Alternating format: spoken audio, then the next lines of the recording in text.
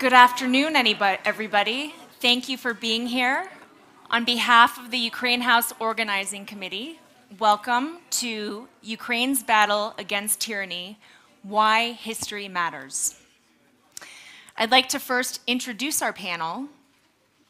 To my right is Liev Schreiber, co-founder of BlueCheck Ukraine, actor, director, screenwriter, producer.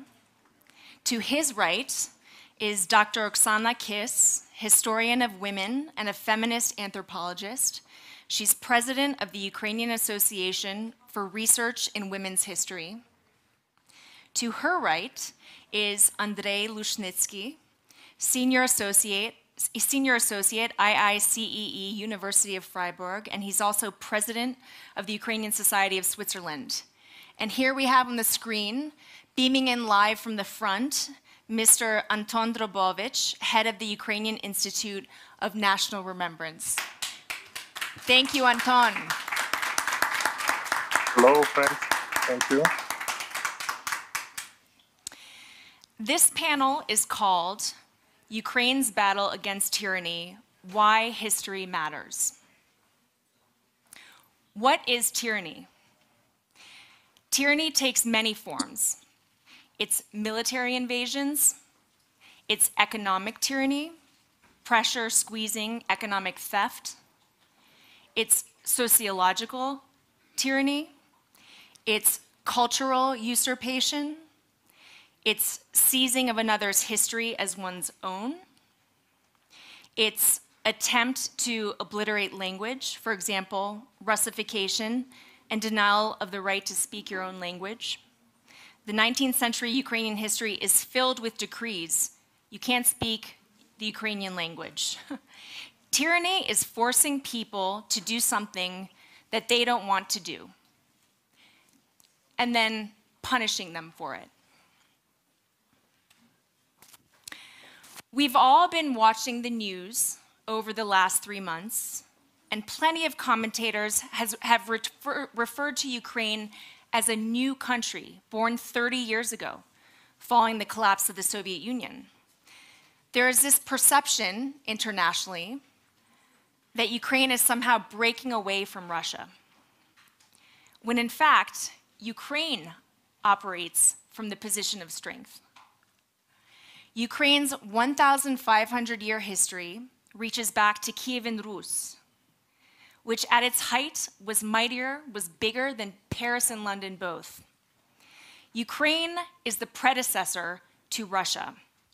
When Kyiv was established, when Kyiv was founded, Moscow did not exist and would not exist until a full 7 centuries later. Ukraine committed its orientation firmly to the West a millennium ago. Over time, the country was innovating in the democratic tradition, practicing liberal values, and always fiercely defending its independence from outside imperial powers. It was European. It was oriented westward. Ukraine wrote the first democratic constitution in Europe, which set the standard for the European democratic tradition, and later the French and the American constitutions. This was over 300 years ago. Going back even to the 11th century, Kyiv's Prince Yaroslav the Wise strategically married off his 3 daughters to West European rulers,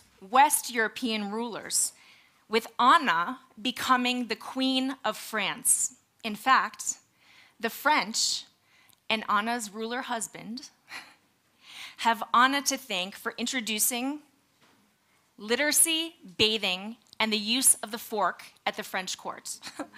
So today, we're going to talk about that centuries-old struggle against tyranny. We have a great panel. They are experts and they are doers who are contributing in diverse ways and who are playing a role in today's history in the making. Anton, I would like to start with you. I'd like you to talk about and respond to that notion of tyranny. Ukraine has its own unique history. Why does Russia want to claim that history and take the Ukrainian nation? Why is history relevant in the context of this war? We have a war front, And you are currently physically fighting there, and thank you very much for your service. Talk to us about the current history front in the context of tyranny. Okay, thank you for this question. One detail, I'm not on front, but in second line or third line of our front. I say my thank you to our guys, our army, who now in direct contact with Russian forces. If we look at Russia's official reasons in this war, we see that they all are based on not on the international law and not on the real threats of their security, but on the history. More precisely, on the historical manipulations and speculations. That is why understanding of the historical context in this war extremely important.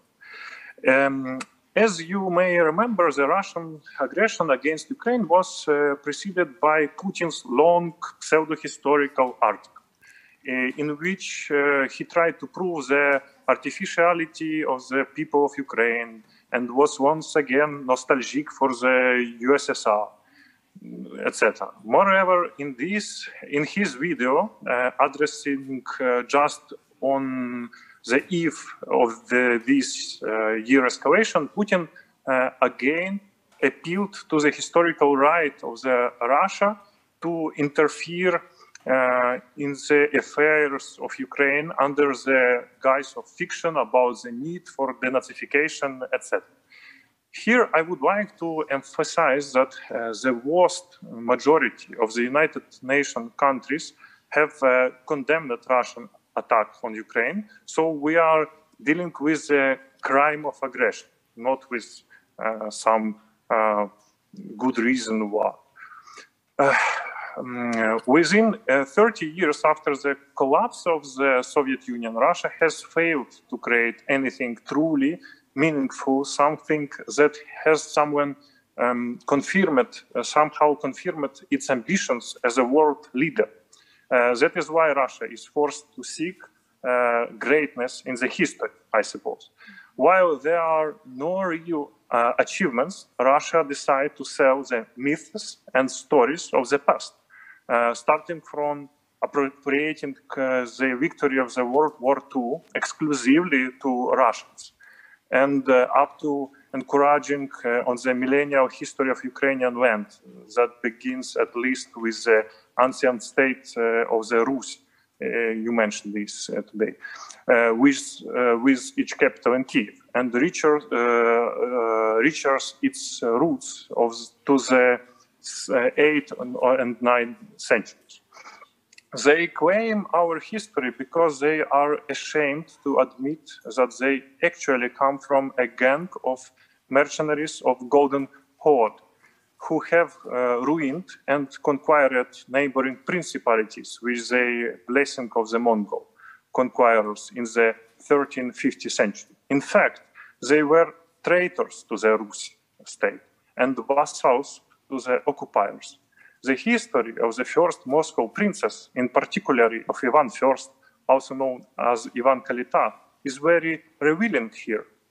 As Russia has seized the heritage of the ancient Rus state with its capital in Kyiv, it added several centuries to its history and had become not the heirs of the extortionists and the provincial settlement of Moscow.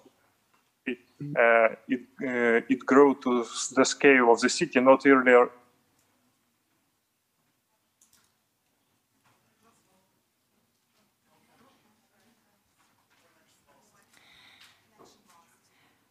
I think we have the connection lost.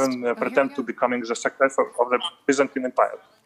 For the sake of justice, it has to be acknowledged that Russians, like other inhabitants of the periphery of the ancient Rus state, they can claim a connection to that heritage, but they must not forget their true place in this history, in this story. They was part of our history, but they are not owners of this history. Moreover, this symbolical capital, the affinity with the history of our lands, allows the Russians to justify their claims. They have driven themselves into the trap of corruption and inefficiency. So the history and Kremlin pseudo-historical insinuation becomes the only source of legitimacy for Russia itself. Without a historical argument, they simply find no reason to explain their existence as a superpower, and the role of a mere state, like all others, seems unbearable to them. However, we should not forget the main thing. Historical narratives are only a cover for the true cause of the war.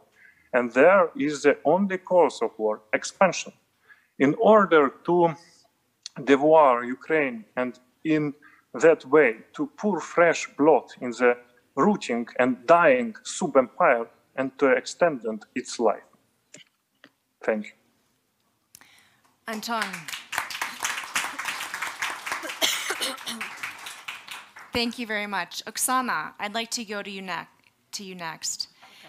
The efforts of Ukrainian intellectual, cultural, and political elites, and even the armed national liberation struggle for an independent nation state, were suppressed over history by Russian and other imperial powers with millions of victims.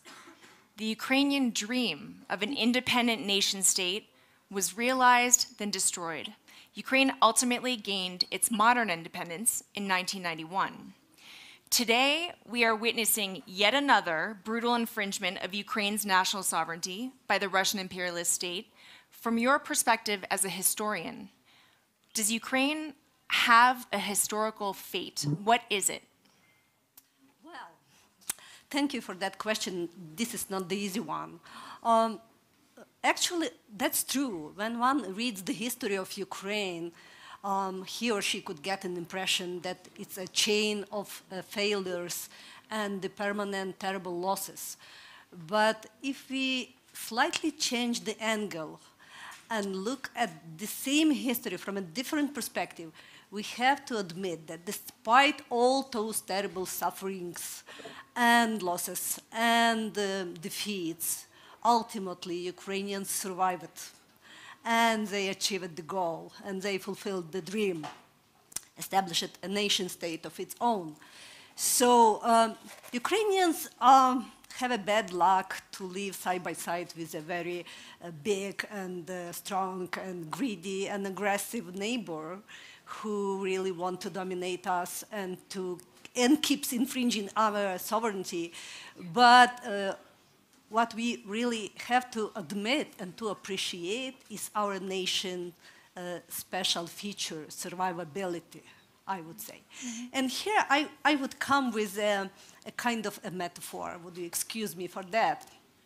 I would compare Ukrainians with a drought-resistant desert plant. Which the seed of that plant could sit there in the soil for years or decades if the situation, if the weather condition is unfavorable, right?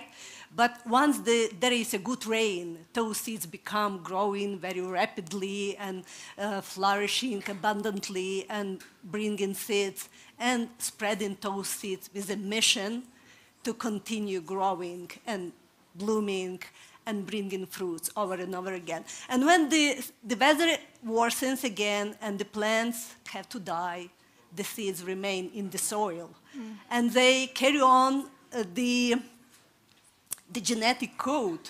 So the plant doesn't stop to exist. So it could be revived. That's the history of Ukrainian nation, actually. Too often during our history, we lived through the very harsh times when our very existence was taken to the brink of total extermination, and most recently during the Holodomor, the great famine in 1932-33. The man-made famine. Right. That was a genocidal famine. But nevertheless, we survived. And I would say our national culture worked as a genetic code for Ukrainians. During those hard times, when the Ukrainian national cultural institutions and political institutions were disabled, were not able to function, to operate, Ukrainians would retreat to the family level, to the community level, and there continue to practice, to cherish, and to pass down to the generations their national culture, ensuring that our genetic code survives and that we continue to exist, waiting for a good rain, right? So, and I would continue with that metaphor, natural metaphor, in terms of changes, how the situation has changed now from the historical perspective. I would compare the situation to the global climate change. So we have really profound changes in the political and historical situation. First of all, we cannot but mention that in our present-day world, the circulation of information, the technical means and the technologies of information allow the world to learn about Ukraine, to learn about the crimes, to learn about the violence very quickly. I would say the global community could almost observe in like live what is going in Ukraine right now, all those atrocities and all those crimes. Yeah. So no crime would be concealed, right? Not wrong agreement could go covert, could be kept in secret because of the leak of information. The information is everywhere. So the global community is aware of what is going on. It's not that easy to pretend or to spread the fake information or misinform the global community. The second global change, I would say, in the situation of Ukraine is that we are not left alone with our aggressive neighbor this time, unlike all the previous histories. So the countries all over the globe, the governments, and also the people all over the globe stand with Ukraine and support Ukraine and help us to defend not only Ukrainian land and Ukrainian sovereignty, but the basic value systems, the democratic principles. And the third change, I would say, it's all about the Ukrainians as a nation. I believe that during these 30 years of independence, will you excuse me? Take your time. We actually grew up as a nation from the level of this childhood of dreams and fairy tales, and hopes, to the level of decisions and actions. And now we are not hoping to have our independent, full-fledged nation, but we actually are very convinced that we have to do that. And we made that decision and we start acting. And the level of solidarity and the sense of belonging is now very strong. And I believe the most importantly, Ukrainian people, I mean the population of Ukraine is not population any longer. They are citizens, responsible citizens who are aware. We cannot just delegate everything to our elites, political elites or cultural or intellectual. We have to work together and everyone has to contribute. So it's all about, the responsible and active citizenship. That's why I believe, I'm confident that Ukraine will become very soon not only victorious nation, but also a very prosperous and happy nation. Thank you, Oksana. Thank you. Andrei, I'd like to go to you next. We touched on historical narratives. Talking about tyranny, historical narratives are an integral part of this disinformation war about Ukraine today. What is being done and what needs to be done to win this battle also? Well, let me first start by, I wanted to add something to your comment when you began speaking. That I remember reading a document that not only did Anne de Kiev, who was married to Henri I of France, not only was she married to him, but she actually signed the marriage contract, whereas Henri I just put a little X because he didn't know how to read or write. So I thought that was very funny. So kudos to her for doing that, and way to go, Ukraine, right? I think, look, the story of Ukraine, what we're hearing here is something that really resonates if you grow up like I did in diaspora, where I was always annoyed at the fact that we would only celebrate our losses. I never understood that. And maybe some of you who had Ukrainian school as well, I never got it. I don't understand why we had to celebrate these holidays where, yes, today we lost to Poland, yes, on this day we lost to Russia, and so forth, right? So that was always something I didn't understand. But I did understand one thing. The story of Ukraine is the story of resilience. And I think that's the message that we need to be working on in terms of erasing this disinformation. The methods that Russia has always used, whether it was the Russian Empire, whether it was the Soviet Union, whether it's Russia today, has always been lies, deceit, and manipulation. It was about sowing confusion. It wasn't about proving anything. It was about planting enough seeds of sort of questions in people's minds that they would say. I mean, let's take a concrete example. When in 2014, when Crimea was illegally annexed and occupied by Russia, people at first were a little bit, saying, yes, it's terrible, but after a few moments, I never really was Ukrainian. That's what you would hear.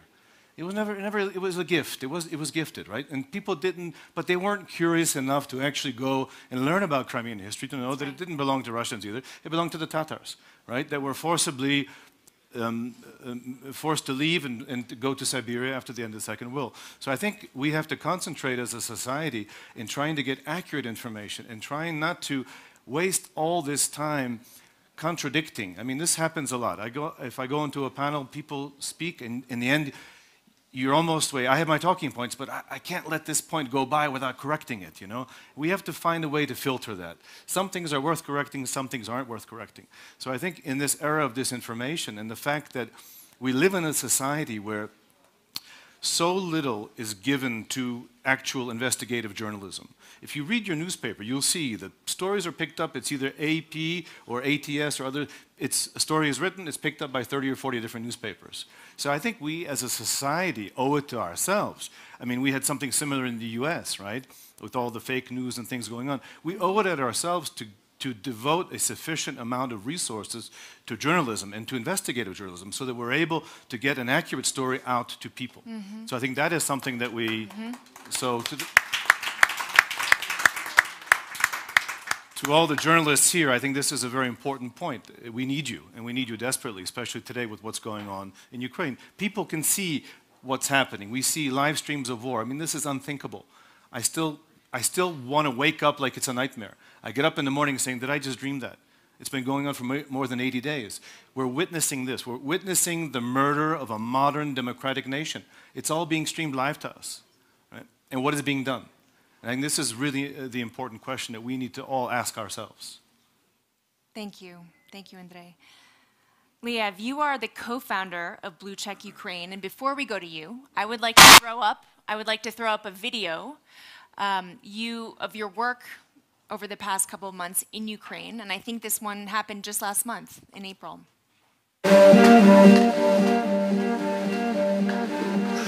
Yolanda, nice to meet you. This is all the medical supplies and medicines for civilians in all of Ukraine. Wow.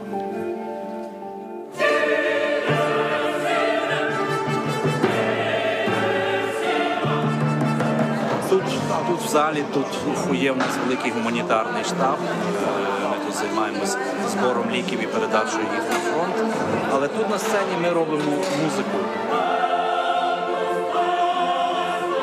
І зараз робимо цей реквієм пам'яті героїв. Коли війна почалася, ми просто зрозуміли, що нам потрібна лінія логістики, забезпечення, збирання коштів, контакти. Напевно, досвід менеджерський в оркестрі, і це дуже швидко переноситься на будь-яку сферу.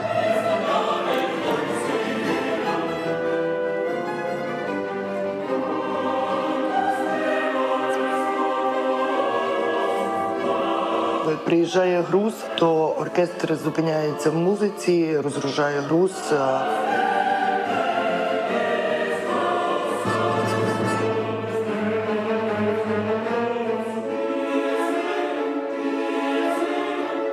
you could talk to people who are considering supporting the orchestra, what would you say to them?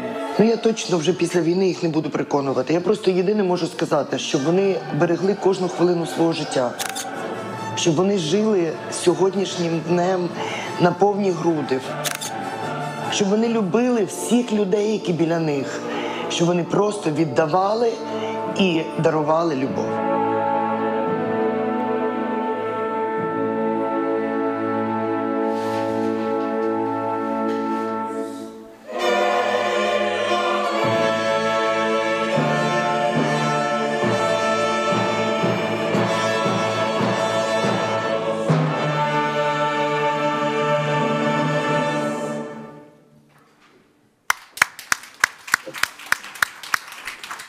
Beautiful film.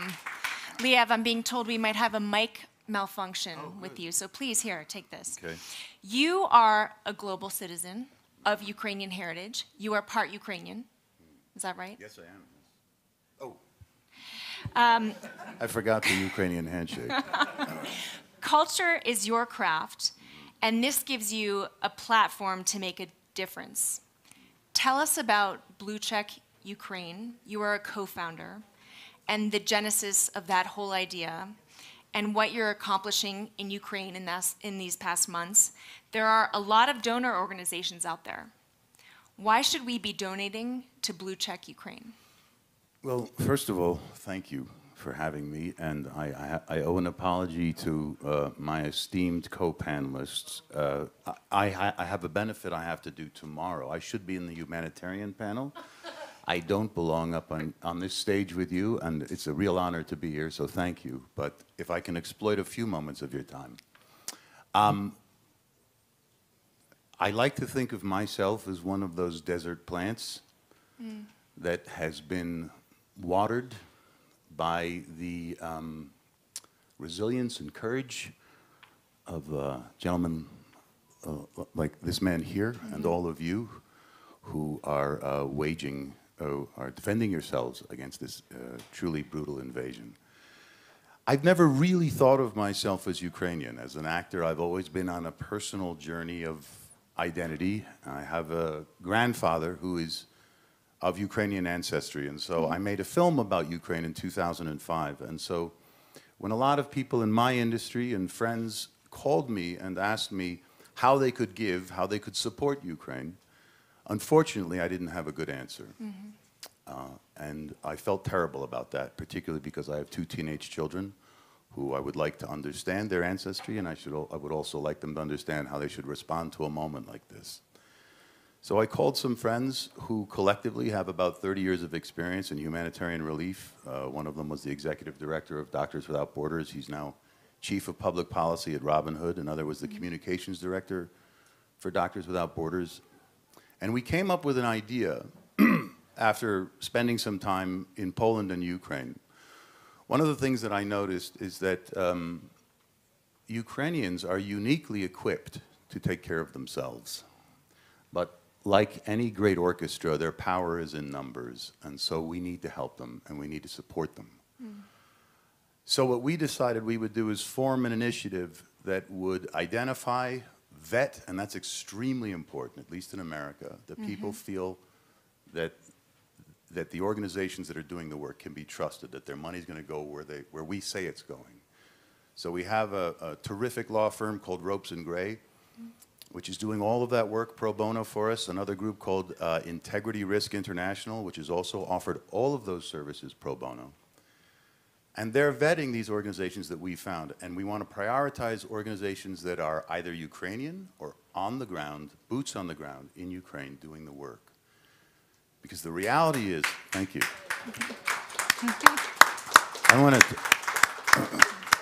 I don't know if you'll get to see our video, our other video. We will. Oh, okay, then I won't tell that story. But the reality is that in my time there in Ukraine, I realized that there's no accounting for what I call, and forgive me for the American term, skin in the game. You'll meet later a guy named Pavlo Shula, who was contracted by a larger charity organization to find and rescue 117 kids-saved registered orphans. I think he got something like 20, I shouldn't say the numbers, But he got a very small percentage of probably the donation that was initially sent to him, as he was a subcontractor and he was Ukrainian. Since the time that Pablo was contracted, he found those 117 orphans, but he put together a network of friends, taxi drivers, other people who had worked in orphanages. And since that contract, he's rescued over 10,000 displaced women and children. And the guy's phone is like, I had an interview with him. It was just ringing nonstop. We had to cut it out of the video. So for me, the idea of supporting a Ukrainian effort is really essential, because also we need to keep this story in the news. We need to keep it. We need to prepare people for the long haul. And what I think is so important about using Ukrainians, because they're doing the work, they're being subcontracted by the larger organizations, is that they're going to be there when the headlines fade. And they're going to be there when no one else is, when these larger organizations move away and go on to other projects. So for me, I think my connection to this story is an odd one, but I also feel it's a very American one. I think it could be argued that the past 10 years of American history have been fairly contentious and polarizing. And so I take every opportunity I can to thank Mr. Putin for galvanizing us and reminding us what it is to be Americans, and for reminding us that we're a nation of grandchildren, a nation of grandchildren that just a couple weeks ago passed an unprecedented bipartisan humanitarian relief bill for Ukraine. So thank you for having me. Terrific, thank you. Anton, let's return to you. Let's talk about the West. And how does Russia persuade the West to respect its norms and its narratives? What's going on there, and is this now changing, in your opinion? Thank you. Tricky question. I suppose the answer is complex. Corruption, non-acquaintance of the West, and mimicry of Russia. The first and last points are quite simple, so I will not dwell on them separately, and fix my attention to non-acquaintance of the West. Very little is said about this reason. Russia has always been a certain simplification, a certain generalization. Russians are often seen in the Western imagination as Eastern Slavs and Orthodox, but this is far from the case, from true. Dozens and dozens of different people, languages and cultures from the time of the Russian Empire are hiding behind a large sign named Russia.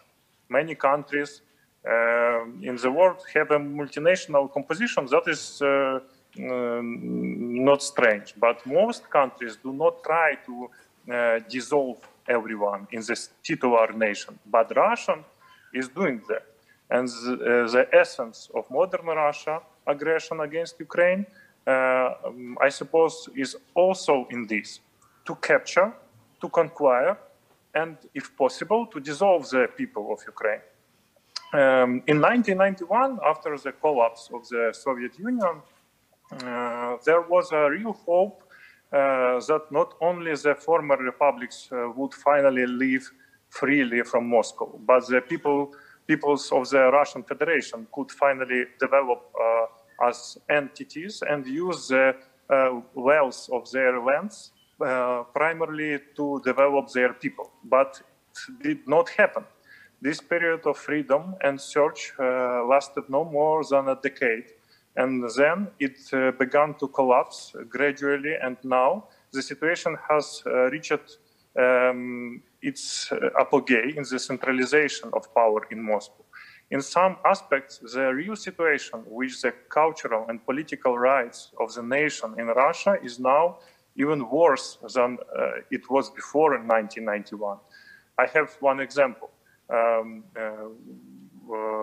Within 30 years, even according to the official Russian statistics, the number of Erza people and Moksha people has these small peoples in small nation in Russia Federation has decreased from 1 million to 500,000 people. This is hardly said by Russians, even by Russian liberals, who very often pretend to be Democrats, but in 90% of cases do not pass the simple test of national issue and remain deeply imperial people. The cultural optics, and the second point is the cultural optic of the West. Toward Russia was formed when many European countries were the empires. Over time, Western countries have learned to understand their political nature differently as a multinational political entities, as a political nation, but Russia has not followed this path.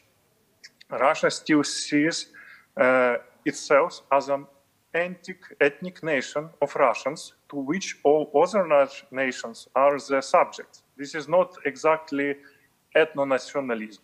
I suppose it is rather imperial nationalism. However, this is not clear to most Western countries, and they automatically shift their views to Russia by analogy, believing that Russia has also gone through a transformation from an expansionist empire to a liberal democracy, has conducted the colonial, post-colonial studies, this discourse, and has went through the legal transformation. But it didn't. And in order to notice this difference, it is necessary to delve quite deeply into the study of the history and the culture of the Eastern Europe, which is very, very rare. So sorry to state this, but for a long time, the West believed in the Russian Federation, which was a fake. It is still a fake, a political and cultural Frankenstein who spills blood and oil and prefer to destroy or to pollute anything that is not ready to obey him. In its essence, it is not now klepto-oligarchic under empire led by the aging tyranny and with weak political class incapable of self-purification. We must keep this in mind anytime we're trying to cooperate with Russia. Oksana, I'd like to go to you. In about 3 minutes, you are a historian of Ukrainian women. We spoke earlier about Anna of Kyiv, who became Queen of France and played a leadership role in the French court. Your research subjects have varied from the social roles of women in traditional Ukrainian culture to the Ukrainian women's experiences of the Holodomor, Stalin's man-made famine in Ukraine, which killed 4 to 7 million people, to women's participation in the Ukrainian nationalist underground, OON and UPA, in the mid-20th century, followed by survival strategies of the female political prisoners in Stalin's Gulag, and all the way up to women's lives during the post-socialist transformation. What is so special about women in Ukraine's past? What are the lessons of Ukrainian women's history for Ukraine's battle for independence and democracy today? Well, that's true. I'm researching women's history from the anthropological perspective since 1994, and the topics were different as you listed those.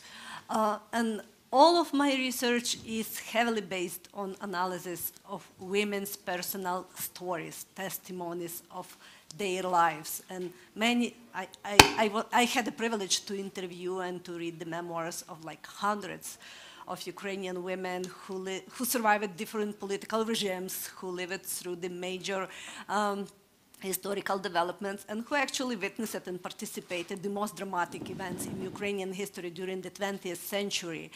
And I was always amazed with two things. First, how rich and how informative those stories are. How much could we learn from those stories about the human price and the human experiences of those historical developments.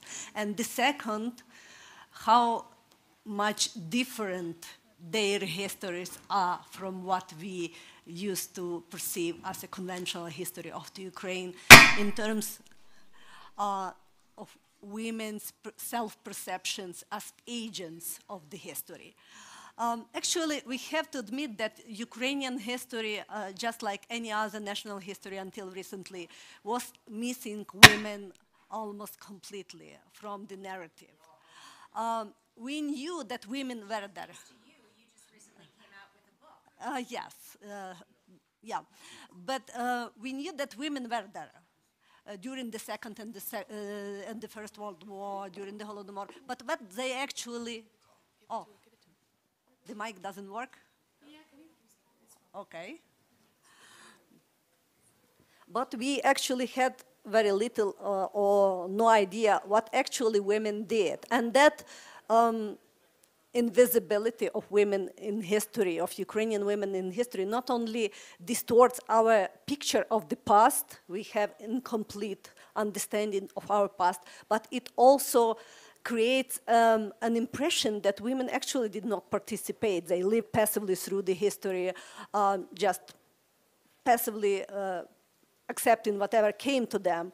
And that's not true. And without knowing the historical experiences of women, their contributions, their roles in the history, we don't know actually the real sources of our strengths and the efficient mechanisms of our survival. So there are several lessons I learned from my studies and from the research of my colleagues from the Ukrainian Association for Research in Women's History.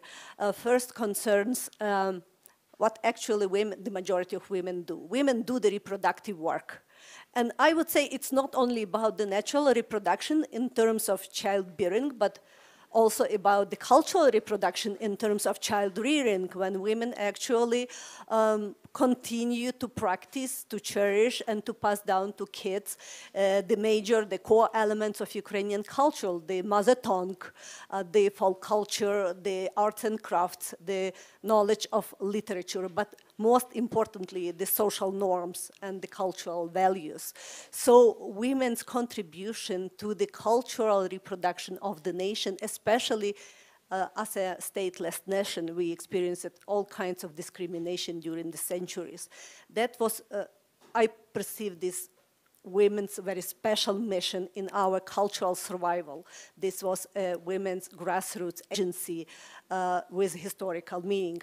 And the second lesson is I learned to value and to appreciate women's care work and emotional labor, which is cultivated actually in girls during the gendered socialization. Women are trained to empathize, to be compassionate, to take care of others, to make sure the emotional state of the people around them is good, so there is emotional comfort and so on and so forth. And women do it on the daily basis, every day, in their families, but in times when the society is in crisis, these skills, these attitudes becomes a very valuable resource for a society to go through, to successfully go through all the turbulences. When we think about society in crisis as the Ukrainian society today, women's care work in all those humanitarian initiatives, in volunteer organizations, and on daily basis, when women are listening to people who went through terrible atrocities, when they console them, when they support them emotionally, and so on and so forth.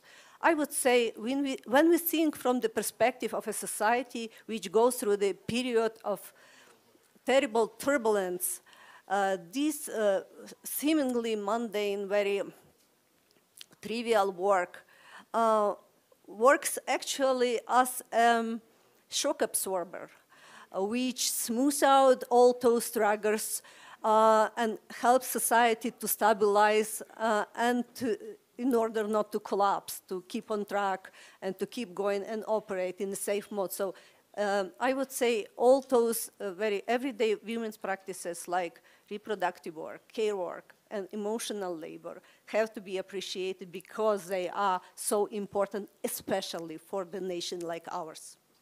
Not to mention the ambassadors of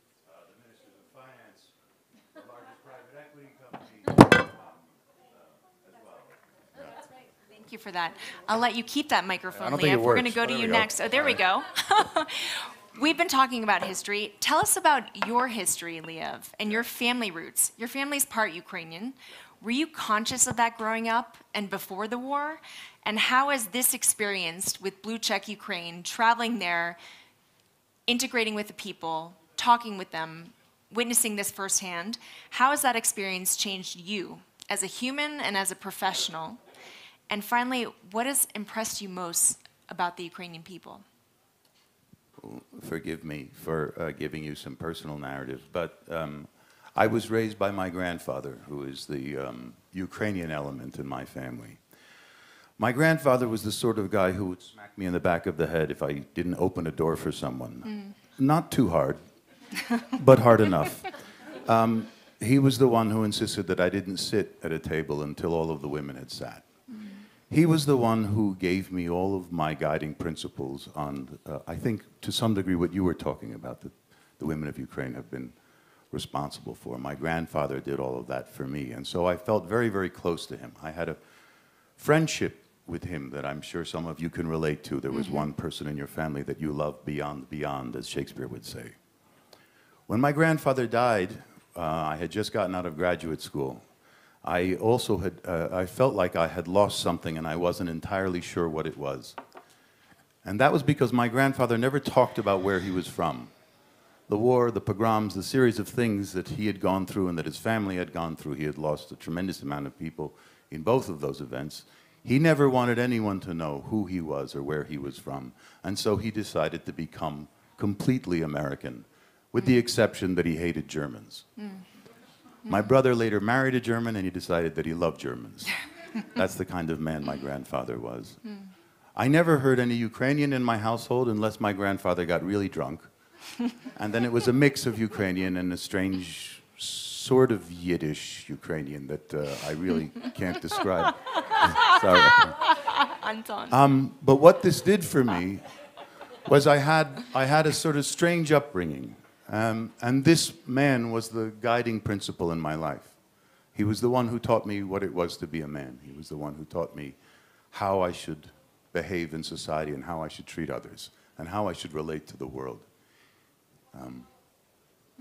After he passed, the majority of my career is a conversation with him, has always been a conversation with him. Every character I've played, even the hockey goons, is in some way a conversation with my grandfather, but probably most especially in situations like this and in movies like Defiance that in some way touch upon his actual story. So for me, it's been an ongoing process of burrowing in and trying to find who I am and what it is to be Ukrainian. And my experience in Ukraine, I've been 3 times now. The first time was to scout for the film that I was going to make, which is about a young American who goes to Ukraine to explore his heritage. And I met a lot of Ukrainians then, and that was one particular environment of Kyiv, which was a sort of circa 2003. And then I went back under these conditions. And I expected something completely different than what I found. What I expected was to find a country in shock, a country reeling from a concussive blow. And that isn't at all what I found, certainly not in Lviv, to be honest. I didn't go anywhere where it was too dangerous. I wasn't allowed. And I have 2 small children, and I try to be careful for them. There was an incredible spirit, and everyone's using the word resilience, which I completely understand. But there was almost you know, I remembered a story about the Belarusian partisans and how they didn't survive in the woods, they thrived. And that's what I was seeing. I was seeing a thriving, energized country and a youth culture that I walked into a bar one night, probably later than I should have. And there's 5 or 6 college students, I wish I had the video so I could play it for you, doing this Ukrainian folk singing that you all know that my friend Zhenya taught me about. But it's a very plaintive, strange, really ancient sound. And to see 18-year-olds sitting around a table drinking beer, expressing themselves in that way, was incredibly powerful for me. So that's my journey of discovering Ukraine and why I feel a part of it, why I feel a kinship. And I applaud all of you for what you're doing. I think, of course, that word resilience and courage is the one that stays in my mind. And I think it's one that I think all of us around the world have a relationship to. For anyone who has had a grandmother or a grandfather who has been through some journey to give you the opportunity that you have now, there is a debt to be paid. And that's my take on it. So thank you. Thank you for sharing that story about your grandfather. He sounds like an amazing man. And also... Alex. And thank you for so eloquently sharing your understanding of the Ukrainian spirit, which I would say is right on. So thank you for that. Andrei. Yes. Last question. We're running out of time here, and I'd like to end on a video. How can we more effectively communicate Ukraine's history in today's information overloaded world? Okay, first of all, I want to maybe follow up quickly and say what you were saying before. I remember in high school, a teacher said, you know, when you look at history, remember in English, unfortunately, it's his story. So I think the word history, in fact, is tainted in that sense. Ukraine has never really had the opportunity to write its own history. Every country has the right to write its own history. If and only if the only limitation is you can't use it as a pretext to invade another country, which is what Russia does. The story of Ukraine today is a story of the future. The story of Russia today, as Timothy Snyder says, is the story of futurelessness. There's nothing that Putin can offer his people in the future, so he keeps rehashing the past. Yes. And that's why Ukraine is such a threat, because Ukraine is all about clamoring for the future being human rights, the rule of law, freedom of press, democracy. All of these things are threatening missiles that are flying towards Moscow, and they're deathly afraid if this happens in Ukraine, this will then come to Russia. So I think Ukraine today, and in the West, I have to say, we have not done a very good job. I think I encourage all my colleagues in academia just to wipe the slate clean. It's a partially, I think, Anton, you said corruption. It's not only corruption, it's also a form of comfort and even intellectual laziness. We have just easily accepted everything that has come from Russia through the prism of Moscow, from the times of the Tsars to the times of the Soviets, and even from the time of that. So now I call on all our colleagues here, we really need to support this development of Ukrainian history. Let Ukrainians tell their story, because this is the basic right that every country has and every country should utilize. So that's my comment, if you like, about how we can counter all of this information. So I encourage all of you to go out and to learn about Ukrainian history. I've met 3 types of people since the war broke out. I've met people who, like Liev, have discovered their Ukrainian roots. I've met Ukrainians who've become super proud to be Ukrainian. And the rest of the people I've met, they just want to be Ukrainian. That's all they want to do. They say, how do I become Ukrainian? That's all they're asking. I think what you're saying... I think what you're saying is really essential, because I think it's very important right now that the narrative is clear, that your narrative is clear. And that's part of part of the reason I'm a little embarrassed by these videos, because part of what they're playing on is my celebrity to reach an audience in America so that they will support Ukraine. So forgive me for that. But what's important about them, and one of my businesses is an advertising agency, is that they have a narrative. They're telling a narrative that expresses to people in articulate, clear terms what's going on. And being in possession of that narrative, which is something that we talk to clients about all the time, is incredibly important. Being aligned on that narrative and being clear with it is really, really important. Thank you, Liev. Very quickly, let's Little talk. remark. Sorry. Totally agree. We must destroy monopoly, Russian monopoly for East Europe history. If you check Ukrainian history, Belarus history, Tatar history, if you find perfect, interesting civilizations, interesting cultures.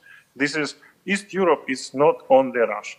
Thank you. Thank you, Anton, for that important point. Very quickly, we're running out of time. Let's talk concretely. Liev, how do we donate to BlueCheck Ukraine? usukraine.org /BlueCheck. What's Super. that? Front slash. Apologies. I'm going to kill Murphy for taking out the One more last time. frame, which tells people how to donate. But it's usukraine.org /BlueCheck. Super, thank you. And on that note, I would like to end on one more BlueCheck video. There's some great ones. If you could kindly throw up one more video and we'll end on that note. Thank you. This is Pavlo Shula. Yes. Anton, thank you so much. It was an honor. Thank you. Thank you, Ali. Stay safe, Anton. Slava Ukraini. Героям слава. Героям слава. Joining us now, actor and director Liev Schreiber, who is currently in Lviv after launching a charity called BlueCheck Ukraine to help vet and support Ukrainian aid groups on the ground. We're crossing the border of Poland and Ukraine. We're trying to get to Lviv to find the charities that we're going to help. There have been a series of explosions near the city of Lviv.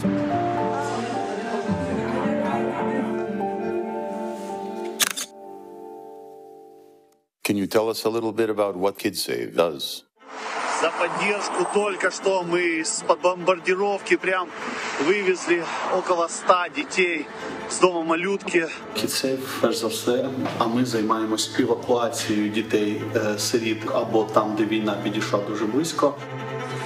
И тут наш автобус грузится. Итого 9 автобусов. Просто перший день війни ми з дружиною отримали дзвінок зранку, десь о 6-й вперше. А вони кажуть, ми сидимо в підвалі з 2 дні, як народилась дитинка, і всі наші діти, і боїмось вийти. Коли ми все ж поїхали з дружиною, ми побачили цивільні автівки, розбиті, згорівші діти та жінки і розкидані трупи людей, військових і цивільних. This was you personally. Ми з дружиною. KidSave had initially set out to rescue 117 orphans.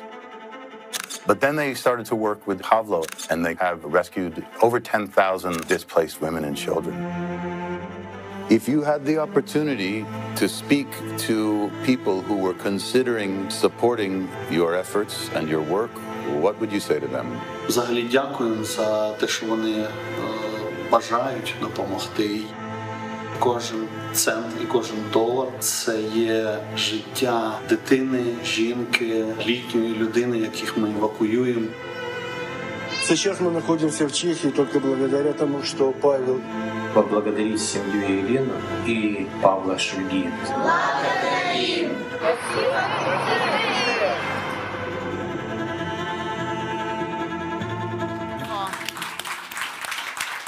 What a terrific panel. Liev, Oksana, Andrei, Anton, thank you very much for your contribution. We really appreciate it. Thank you.